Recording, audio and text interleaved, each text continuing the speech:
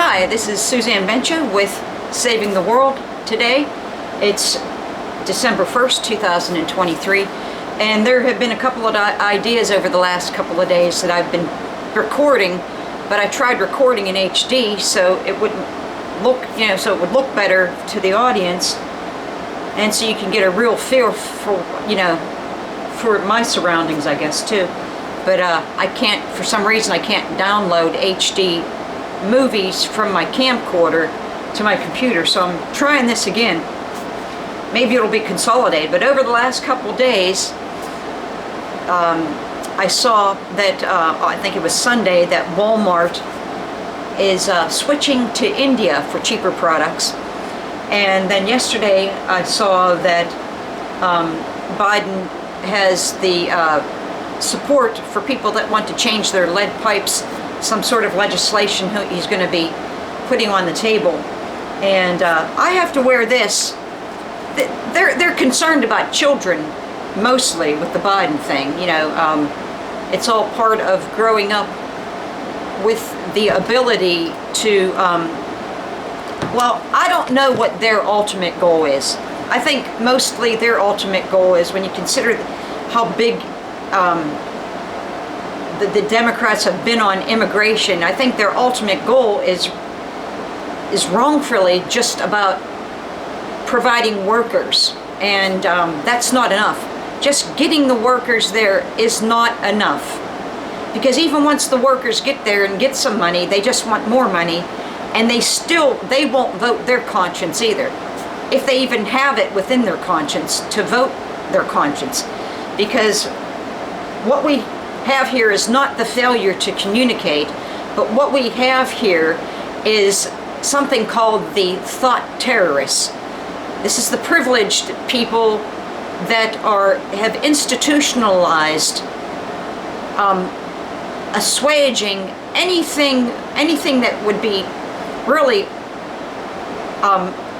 totally community bringing together to arrive at a universal affirmative action policy that will get at all the underlying problems all the time, every day, so people don't keep slipping through the cracks. And there is absolutely nothing wrong with this, and there's no reason why we can't keep the economy going at the same time. And I'll tell you why, because everybody's worried about the bottom line first. So I'm going to tell you what that is right away. The market as it stands now is just a game of Mother May I. It's programmed to go up when things like new housing starts go up, when building permits go up, when big item sales go up, like houses over 10,000 square feet. That is totally ridiculous. We need that to be the opposite, because we need to decrease population, decrease the number of houses built, but still maintain the economy at the same time. So, if everybody, universal affirmative action should, first of all, balance incomes out. Everybody should start at the same amount of money, because everybody's job is important. The person that's cleaning toilets, that job is just as important as a surgeon maybe is more important than the surgeon at the other end extracting a cancer that was caused by a virus from a toilet that you sat on in some really crappy gas station and got a virus from that later gave you brain cancer. So why is the toilet cleaner's job not just as important? Why do we need to make money on solving problems instead of preventing problems, when we could create just as many jobs on preventing problems as we do? Is it because we have to worry about the colleseum value? Because there's all these fascists that love to watch people suffer, and they'd rather make money off of having them come into their offices and beg for help and beg for the truth, and feed them little bits of help and truth. I went for help, and I got an unnecessary operation, not because I wanted to, but because I was dying, and they gave me a fund application, it sounds like fund application, 6 weeks before 9/11. And I wasn't able to take advantage of the fallout, even though that was something I was waiting for all my existence since I was 14 and started looking at the market and wanted to get into some, to some stocks at a very low price. And I wasn't able to take advantage of it because of the unnecessary operation that they gave me. 4 stab wounds in my stomach for my troubles of fighting for civil rights. They do this kind of stuff mostly against people that aren't fascists, that don't like the system the way it is, and want a real solution. People that want things to stay the same way. And most of the people that are successful are fascists because they won't let you be successful if you're not fascist. And that starts with the thought terrorists. That's what influences public opinion before you're even born, because it influences your mother, and your mother's yapping away and talking, you're hearing her, so you're scared out of your pajeebers before you even come out of her stomach, which is probably why you come out screaming as soon as they slap your ass a little. That probably wouldn't happen. I was born with a disease. I was born with, which they don't even have a name for. It's some sort of antibiotic poisoning. But there would probably be different names and categories for them, because the antibiotics don't cripple everybody the same way, period. So one thing that I have never been able to do was tolerate pollution. So I'm on board with helping people change over from lead pipes, but not if it's just going to help all these landlords. And if they're just going to get it scot-free. If it's individuals that are poor, yeah, that aren't making money, but not necessarily for landlords. I can't even get my faucet changed. I saw some guy, I was taking a walk from McNabb Plumbing, and they want $400 to change my kitchen faucet. I already have the faucet because it's under warranty. They want $400. Why aren't they helping us poor people with getting simple stuff like that done, so we don't have... I built my own house. It doesn't cost me that much to live here. Why would you want me living in a place where a landlord is charging you probably $1,200 a month for that person to live there, as opposed to me getting a faucet or something fixed once in a while? It's utterly ridiculous. I could do most stuff myself, but that makes me a nervous wreck. And I finally got my... I have to wear this just to be able to eat and digest my food. I go out in the garden. My garden is my physical therapy. So the government doesn't have to pay anything for physical therapy, which I can't afford. I can't even afford Part B or any kind of medication because I was only able to work for 9 years. Yet there's nothing for me to have a viable income, or at least viable supports that help me to live here and afford the costs. So even though that would be cheaper than putting me in a housing project. So I have to wear this even when I go outside and do gardening. I wear it to go shopping now. And because I can't digest my food without it because of the pollution. So yes, the lead is an issue. I installed a reverse osmosis thing myself, but that was like about 10 years ago already. And those kinds of things are getting harder and harder for me to do. And it makes me very nervous, and then I start getting diarrhea. So I just want a little help. A faucet is only an hour of work. And things like that, even if they just do one bathroom in the house and one kitchen, say you have more than one bathroom, maybe they won't do that. But so I'm not for them helping landlords. I'm for them helping individuals, yes.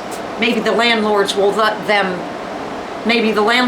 poor people profit share in their homes. Maybe that could be a condition of helping the landlords with all this stuff that they're helping them with. Because that's not right. They're making profits, and they've been making profits for a long time. And if they didn't keep up with the changes, that was probably their own fault. They have to look at the total income, and this is what Universal Affirmative Action would do too as well. When they do have these kinds of programs, it would look at the landlord's total lifetime income as far as whether or not that landlord should be helped. Because if there's somebody in an unprivileged household that needs help, but they're helping landlords anyway because the landlords are helping more people. But that doesn't necessarily apply. It shouldn't necessarily apply to those landlords if they've had a big enough lifetime income that they were able to foresee these things, because they're already privileged. And let's face it, they'll do drugs, they'll gamble, they'll see whores, they'll do the whole gamut of stuff before they even think about helping another person. And that's another thing that Universal Affirmative Action, it should cover everything from A to Z. And it should help the people that have been opportunityless for the longest period of time. Not necessarily white or black or brown or any color, and by age as well, because age has to be a factor, and it's not even a factor now. So, and your total lifetime income, you know, and your total privileges.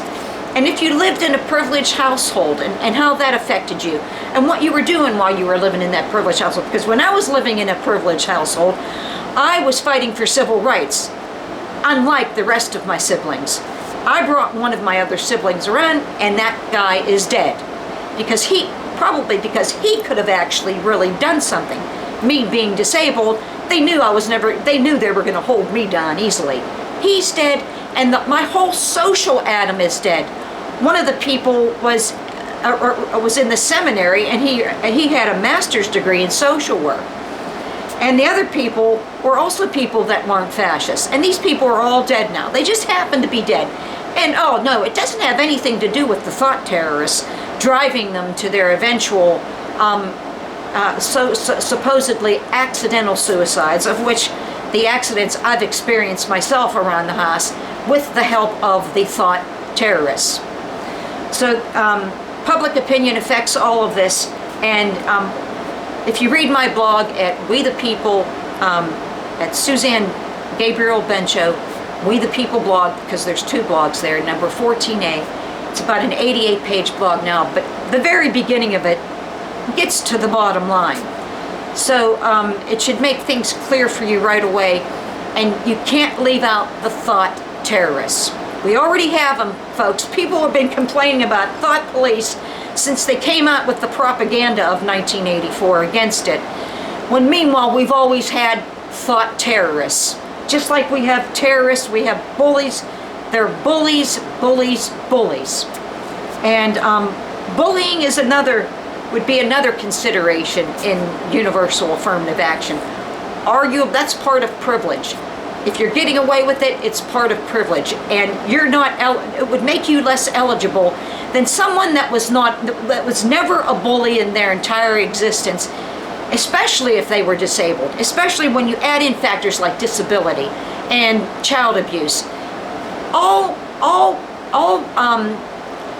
encumbrances and privileges have to be considered in all affirmative action programs. Affirmative action, folks, is just triage, plain and simple. It decides who is next in line to get help. And I think as a precursor to all this, I think every business there is based on affirmative action in the city or in the suburbs should have some sort of community outreach that starts doing this already. Because they're at the front line, they could already be gathering information and putting it into the computer of who is actually the most vulnerable people in the community. They should have people at least, at least an hour a day, at the very minimum, dedicated to somebody either by phone or coming in to see them, of who the most vulnerable people that aren't getting help, of course, through government means, that aren't getting enough help and are still opportunityless regardless of the help that they're getting. So this should be like a requirement for everybody that has a business anywhere, that has a certain amount of income, and who too has had a total lifetime income totaling something, to where, especially when their total lifetime income puts them in the realm of they could have quit work already. Regardless of whether or not they can at this point, they have the opportunity to do it. So they should be They should have learned by now that it takes helping people to truly be successful. Yeah, there's poster children out there for the opposite. There's complete demonic people out there that are never going to ever give a thought to helping other people, or just do it for PR, and that's just as bad. My blog goes into all that, and it gives one really big example of either a famous movie star, Drew Barrymore, or somebody that was using her as an avatar, and Sharon Stone, and somebody that was either using her as an avatar or her, that raped me for 2 years straight in 2007 and 2009. A really crucial point in my going on 25 years now of convalescence, of me trying to deal with the total crash my body went through, because I had to start working with the body of a 9-year-old, because I was poisoned with an antibiotic before I was born, because there was never any help for people like me, and I couldn't even get on Medicare, I couldn't even get on Social Security, even after I've worked for 9 years before I crashed, because even my therapist said I wasn't depressed, and I don't know how I couldn't depressed when I never had a normal bowel movement in my life, and I had the body of a 9-year-old, and I was depressed and anxious, and it's really, and I have this organic brain disease, which she never even diagnosed. I don't know how she couldn't diagnose that, and nobody has diagnosed it yet. I just figured it out myself, because I have post-traumatic stress disorder, and I have always had attention deficit syndrome, and I can't see how this hasn't had, the antibiotic poisoning hasn't had some lifetime effect on me when I'm 62 years old, and I've spent the last I already had a perfect diet for from 98 when I crashed, and from the time I moved out of my mother's house in I already had like a perfect diet for 15 years. From the time I moved out of my mother's house to the time I completely crashed, for a normal person. So then I kept making, now my diet's like that of a bodybuilder. And I got to that point about 10 years ago.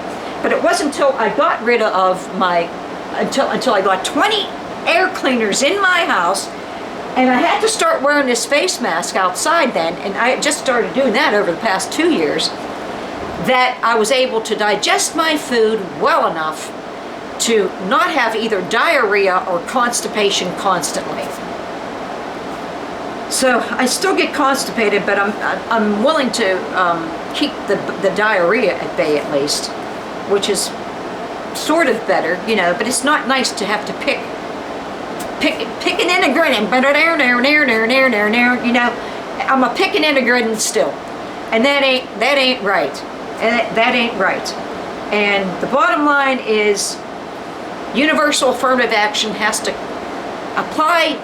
be based on everything, all encumbrances and privileges from A to Z, and apply to everything from A to Z. Everything we do, folks, should be prioritized by now. But the privileged want to get their kids in there first, and even though they're probably already almost self-assured an easy life, at least once their parents die, if they want it. And this A to Z stuff will also force privileged children to work. I think they should work at entry-level jobs, no matter how privileged they are. They should have to either work on the farm, or go into the forces, or do charity work for at least 4 years out of high school. Because there's a long line of people from A to 80 that have not gotten a job yet, that are in line for employment. So please, let's not continue to do things piecemeal and in faction. They keep making more and more factions too. And as George Washington said, factions just create these diabolical leaders, and that's what we have with, I think Trump is on the order of diabolical, and I really don't know what presidents aren't diabolical, to tell you the truth. Biden is still, I have to speak for both sides because I'm a Democrat, but Biden keeps letting his son get off the hook. He's not imposing tough love, and that's part of that should be part of affirmative action too for families.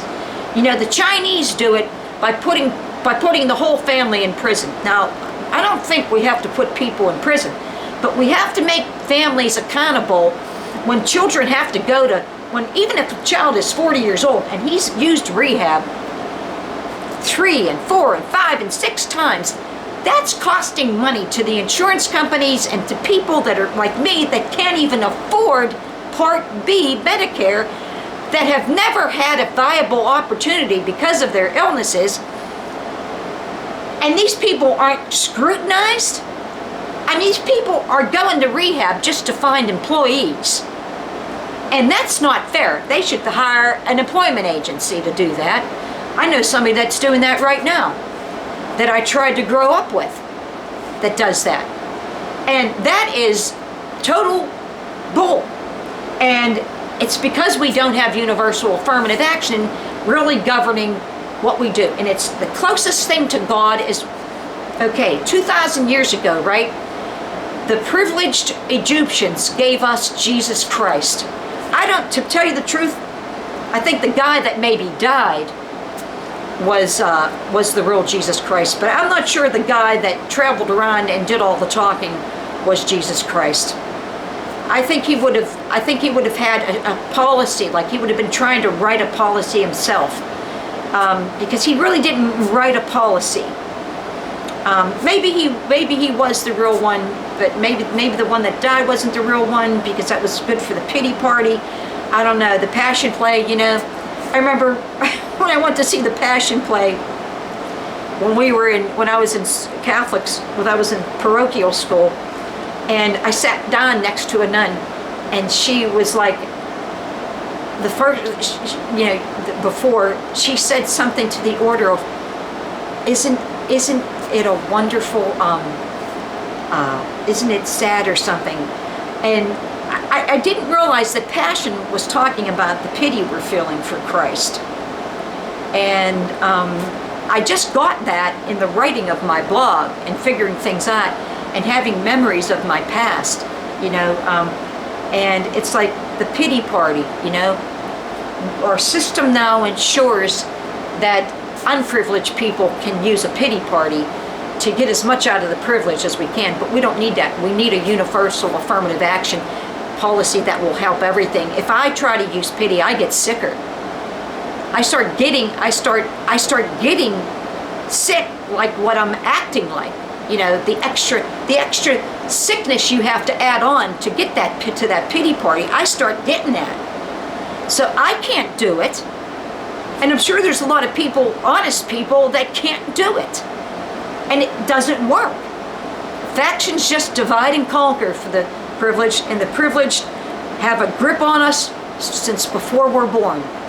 And only universal affirmative action is going to bring us all together. Please, let's do it. I'm going to sign off now. Please read my blog. I started doing jokes. Maybe my first batch wasn't funny, but it's going to be called, it's under Saving the World Reality Jokes.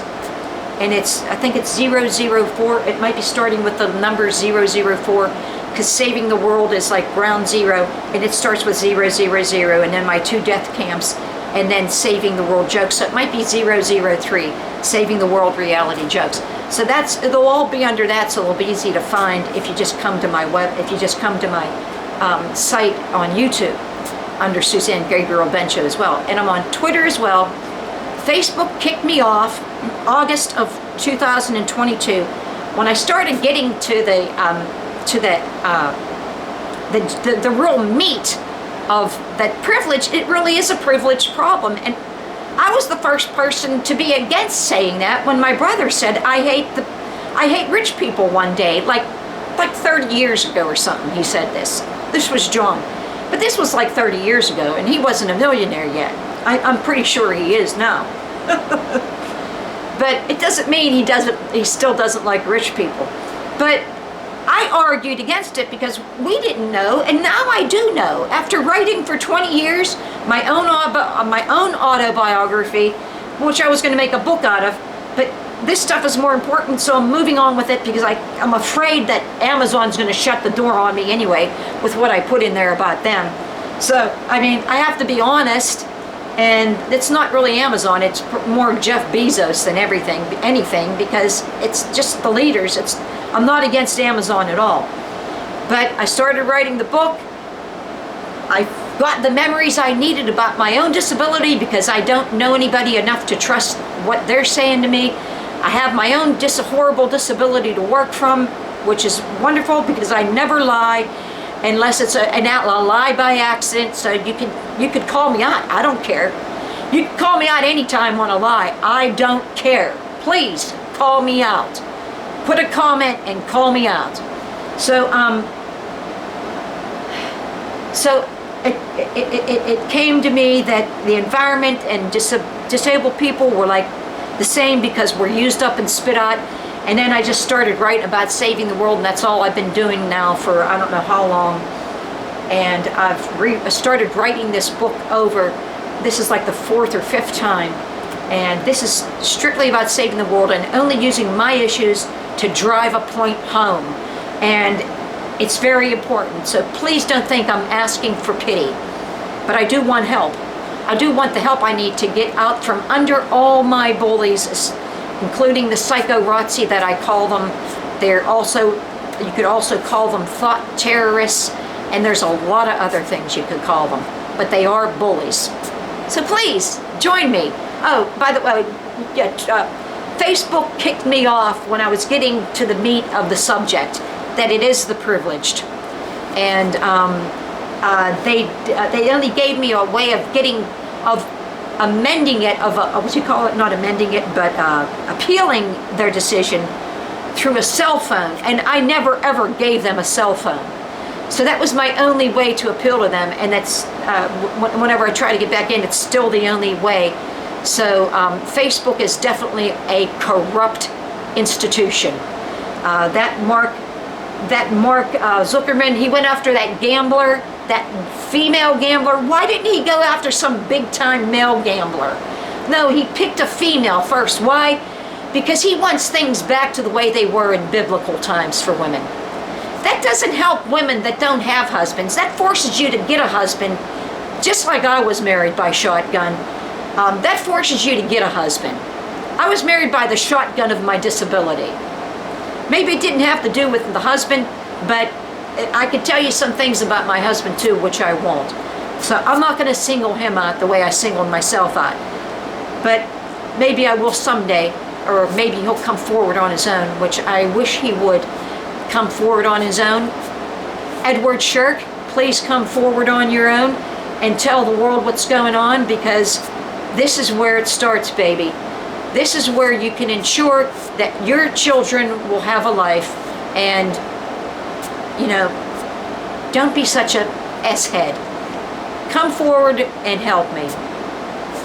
So he's the only other person besides my dead brother that, well, he didn't stick up. He didn't stick up for me against bullies and even my rapists. But he was a calming antidote in my existence for a long time. Let's put it that way. He took it all back when he decided he wanted to leave because I couldn't have children, which he still doesn't believe to this day, along with the rest of the world.